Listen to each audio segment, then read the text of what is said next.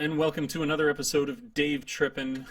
This time I'm answering another email that I got for the wonderful subscriber. Shout out to Jordan Burke, who had written me this email previously. Somehow I'd neglected it, but got a hold of me on Instagram. Follow me on Instagram. And we chatted a bit, and he resent the email, so I'm going to do justice to the questions that he has in it, and I'm going to answer as best I can. This whole thing is mostly going to be about perceptions of work in Japan, perceptions of age in Japan, coming over here, and in many ways how I've changed that view and how I was wrong.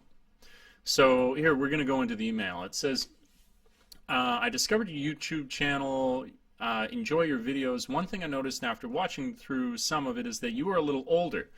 You mentioned in your first video that it took you 6 years, shame, to graduate college and then didn't move to Japan until a few years after that. How old were you when you actually went? I was 28 or 29. I can't remember. That'd be really easy math. Yeah, I think I was 28. I was 28 years old. So there you go. First question out of the way.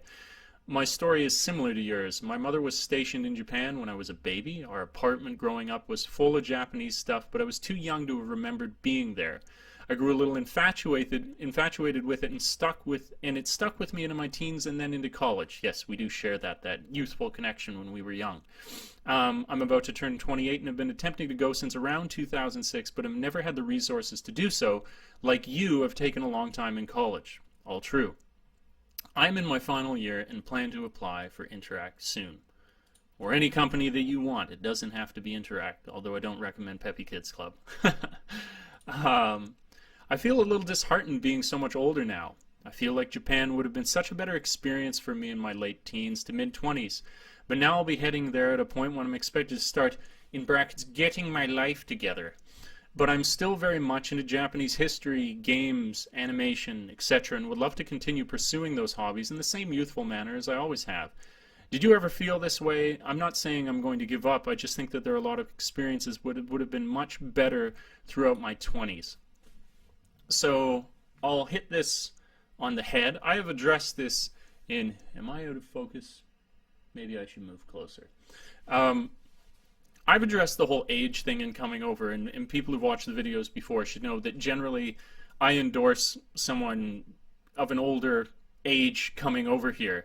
But I want to, I can go a little bit more into that now for more recent things that I've said. Before in the past I said that really it's just an incredible experience and it doesn't matter what age you are. But that was based on a perception I had that it was still true that majority of the people in this position coming here to do this were younger. You know, I always had this, you see a few YouTube videos and stuff about everybody else feeding you information before you come.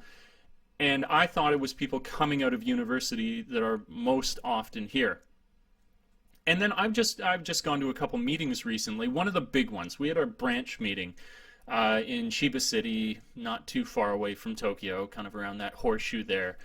And it struck me at the meeting, I was looking around thinking about this perception that I have of who works, and I was like, oh, I'm going to be, the old man amongst the youngins, right?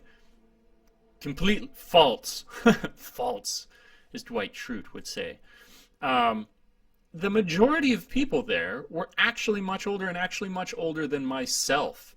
And so it really turned on its head, this whole thing. I think that might have been the way it was, but maybe that was 5, maybe that was 7, maybe that was 10 years ago or something like that. But it's become more mainstream, and I don't know why. I mean, I'm not here to say why it's now that you can see so many people who are older coming over to do this, but that's the case. That's what you're seeing when you're over here now. You're seeing a lot of people who are not just in their late 20s. You're seeing graybeards there, and you're seeing a lot of them. So you should definitely throw that away. If anybody can watch this, throw out that old perception you might have that it's only young people, younger, I'm young, damn it, younger people coming over from university or something like that.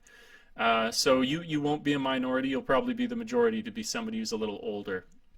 And even then, like me, you're fitting into this kind of middle range crowd where we're still kind of grouped in with that younger group, as it were. And yeah, it's quite fascinating. I have to say that that's the realization that I've come to.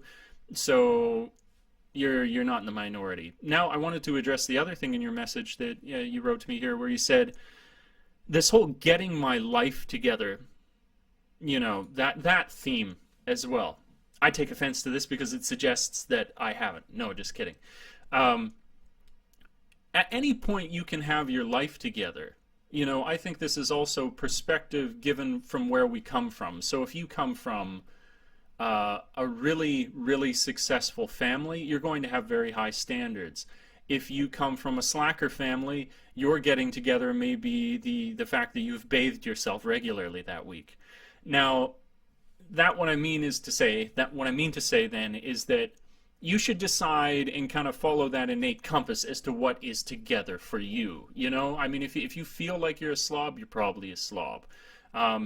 Educate yourself and pursue the things that make you happy. It's cliche to say, but a lot of cliches are cliches because they're true, because we say them so often, because they're a truism, that if you're happy in doing what you enjoy, then you're doing the right things. And the thing I would caution against, I'm not saying, just run out, go to every single club, spend every single dollar that you have. You can be conscientious of those things, but everything that you discuss there, like let's look through the list of what you said. You're still very much into Japanese history. That sounds like study to me. You're into games. You can learn a lot from games. Animation, visual media teaches us a lot, and you'd like to continue pursuing those hobbies. All of those things people would actually see as contributing to a life that is together. What if you're a part of some kind of group that reviews animation and you're contributing to a community because of it? What if you're reading Japanese history books? That means that you're bettering your mind. It's so much. All we need is just a difference in the way that we perceive. And once that's been aligned, and once we're more aware of our actions, then we can act out in whatever lifestyle we want and not be kind of swimming around aimlessly wondering what is a life together. A life together is following your passions and not blowing all your money. That's the only other thing I suggest, is that if you want to come over here and you want to have it together, then don't just blow all your money. Try and leave here with a little more than you came with. And I don't just mean experiences. That I would leave for someone, yes. If you're coming over here and you're like just coming out of university and you really are genuinely just traveling, seeing the world, whatever, blow as much money as you want. You could even, if it's really your passion, do it when you're our age or older. But that is something I would caution against. You want to be a little more thoughtful with your spending because, you are just, I think that's just being innately a little wiser. And I think that youth should be allowed to make mistakes. That's why I say they can do it, where you should be, a little more conscientious and not doing so many stupid things when you've gotten a few more years behind you. But being aware that that doesn't mean living like a monk and ignoring hobbies as though hobbies were making you infantile. They aren't. They're enriching you if you pursue them in the right way. So there you go. There's my thoughts. I wanted to be. This could have maybe been answered more shortly, but I figured for you, Jordan, because you were waiting for this video for so long and you were patient with me and you sent me the follow-up email to get it done and everything, that I wanted to do it. I really wanted to have a chat about this, make it a real heartwarming, feel-good video here on Dave Trippin. But I hope that helps, and if you enjoyed the video, please do like, subscribe, and share, and comment down below. That's great. People have been getting in contact with me, getting a hold of me through that way in the last while, and it's much more efficient than email, although I welcome that as well, and all my contact information is down below. All right, like I like to say, thanks for tripping with Dave. Ciao for now. Peace.